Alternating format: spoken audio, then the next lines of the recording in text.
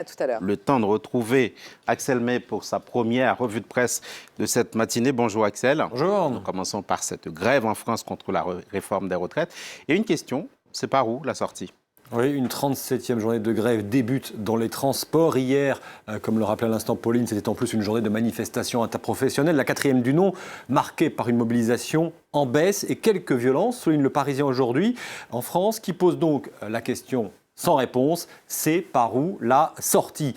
Le bras de fer sans fin, écrit en une Libération, qui estime que malgré un tassement, la mobilisation est restée élevée hier dans les rues. Face à la fermeté gouvernementale, l'impasse semble totale alors que les négociations reprennent ce vendredi, écrit Libération. Retraite, la difficile quête du compromis, insistent les Échos. Le Premier ministre reçoit tout à l'heure les partenaires sociaux à Matignon. On le voit ici de dos, le Premier ministre Édouard Philippe. L'âge pivot, l'âge de départ à la retraite sans décote, pourrait être retiré si la CFDT de Laurent Berger, qui est ici en face sur la photo d'Édouard Philippe, considéré comme un syndicat réformiste, la CFDT, eh bien, si cette CFDT de Laurent Berger accepte un cocktail de mesures pour atteindre l'équilibre financier du système des retraites à moyen terme, cet âge pivot pourrait être retiré. C'est en tout cas ce que croit savoir le journal économique Les Échos. On laisse Les Échos pour le Figaro, où on peut lire une interview du ministre de l'Action et des Comptes publics ce matin. Chacun doit faire un pas, gouvernement et syndicats, déclare Gérald Darmanin. Mais le Figaro décrypte tout un symbole, c'est le ministre de l'Action et des Comptes publics qui donne la ligne gouvernementale comme une manière d'assurer que l'exécutif reste préoccupé par le volet budgétaire de la réforme. Ce qui est certain, c'est que demain, samedi, une nouvelle journée de manifestation va être organisée après celle d'hier. Entendez-les, semble supplier l'humanité. Les défenseurs du régime de retraite actuel ont frappé fort hier, assure le quotidien communiste, qui écrit que gouvernement et syndicats réformistes continuent leur pas de deux sur l'âge pivot. On laisse cette question de la grève contre la réforme des retraites en France pour en poser une autre. Est-ce que l'Iran, par exemple, a tiré un missile qui a pu abattre cet avion ukrainien après son décollage de Téhéran avant-hier ? Oui, a répondu le Premier ministre canadien. Nous avons des informations qui indiquent que l'avion a été abattu par un missile solaire iranien.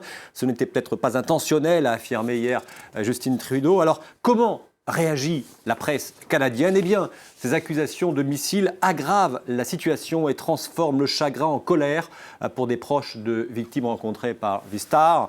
On le rappelle, la majorité des passagers de l'avion avaient pour destination finale le Canada après une escale à Kiev, en Ukraine. Dans son éditorial, The Globe and Mail résume la situation. Pour les familles, la seule chose qui compte, the only thing qui compte, c'est la truffe, la vérité. Autre sujet, Haïti. Il y a 10 ans, le pays a été frappé par un séisme dévastateur, 200 000 morts, autant de blessés quasiment, et bien entendu, c'est dans la presse. 10 ans plus tard, l'hôpital d'université d'État d'Haïti, acronyme HUEH, est en lambeaux, déplore le Nouvelliste. Pour ce journal haïtien, cette figure emblématique du système sanitaire du pays va mal. Les travaux de reconstruction qui devaient s'achever en 2017 sont toujours à l'arrêt. Il semble que l'État n'ait pas versé tous les fonds promis, même si aucune information ne filtre sur les raisons de l'interruption des travaux du plus grand centre médical et de formation de médecins d'Haïti, à lire donc dans le Nouvelliste. Dans une tribune publiée dans Le Monde, signée Frédéric Thomas, politiste de son État, on peut lire comment Haïti est devenue la République des ONG, des organisations non gouvernementales qui fonctionnent comme autant d'États dans l'État, alors que l'État haïtien, déjà démissionnaire et sans guère de moyens, se délesta davantage de ses missions de service public, éducation, santé, alimentation, etc. Le désastre de la reconstruction de l'un des pays les plus pauvres au monde est l'histoire d'un rendez-vous manqué à des acteurs de l'humanitaire avec le peuple haïtien. Tribune à découvrir donc dans Le Monde. Une note un peu plus légère, du sport, du volleyball, avec l'équipe de France qui va peut-être réussir à se qualifier pour les Jeux Olympiques de Tokyo. Oui, après avoir raté un premier tournoi de qualification olympique l'an dernier, puis échoué à décrocher un ticket direct pour Tokyo lors du championnat d'Europe organisé à domicile, la France dispute un second tournoi de qualification très relevé.